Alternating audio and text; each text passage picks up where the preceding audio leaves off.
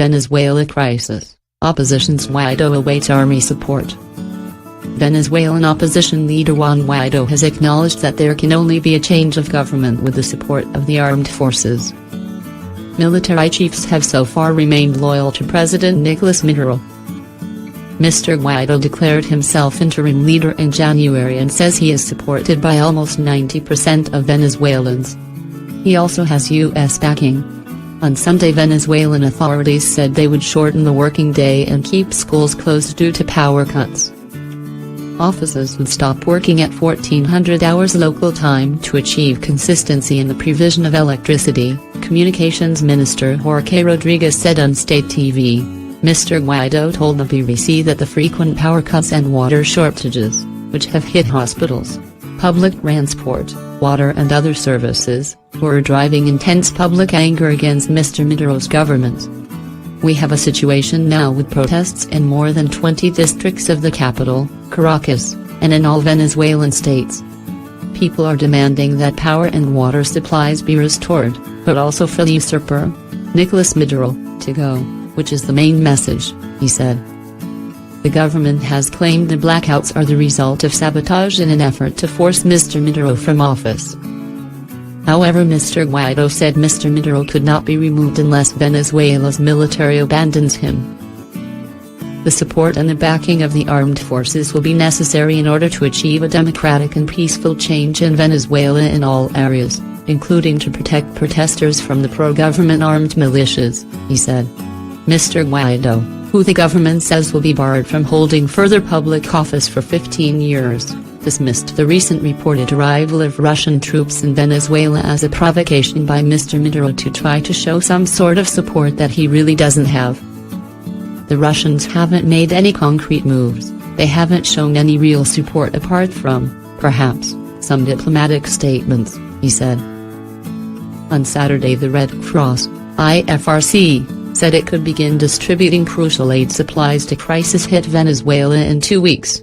IFRC head Francesco Rocca said the group could initially help 650,000 suffering a lack of food and medicine. In February, the government blocked the delivery of U.S.-backed aid convoys, which it said were a veiled U.S. invasion. Lamentablemente la crisis eléctrica en Venezuela tiene una década de que Hugo Chávez decretó emergencia eléctrica en el 2009, producto de lo que ellos denominaron una crisis producto de la naturaleza. En ese momento fue el Niño. Invirtieron $100.000 millones a la fecha. El Parlamento Nacional investigó estos $100.000 millones invertidos, comillas, en el sistema eléctrico y determinó que había habido robo por encima de 80.000, que más de 14 termoeléctricas estaban sin funcionamiento, que el sistema de transmisión y el sistema de distribución eléctrica estaba sin mantenimiento. Y hoy lamentablemente sufrimos las consecuencias. But you've got to admit the timing is very strange, very suspect. You return from a regional tour and suddenly the lights go out. And of course the United States does have a record of doing this in Latin America, Guatemala, Allende's Chile, Cuba, Panama. Is Washington behind this? Sería reducir un conflicto a algo que no existe. No sé los casos anteriores que hacen referencia en Latinoamérica, lo que sí sé es que en Venezuela durante 10 años se robaron $100.000 millones del sistema eléctrico demostrado por el Parlamento Nacional en el informe aprobado en 2017. Tiene voto de censura el ministro de Electricidad y hoy hay fallas todavía eléctricas en Venezuela. Is your relationship with the Trump administration though causing you a problem of legitimacy? I mean, you have the backing of people like Elliot Abrams, of Marco Rubio. You know, what does that say about your attempts to become president? No es un attempt, no es un intento. Yo soy presidente encargado de Venezuela porque así lo dice nuestra Constitución. Y el principal respaldo que tengo es el de la gente en Venezuela. You would agree that you're not yet voted president.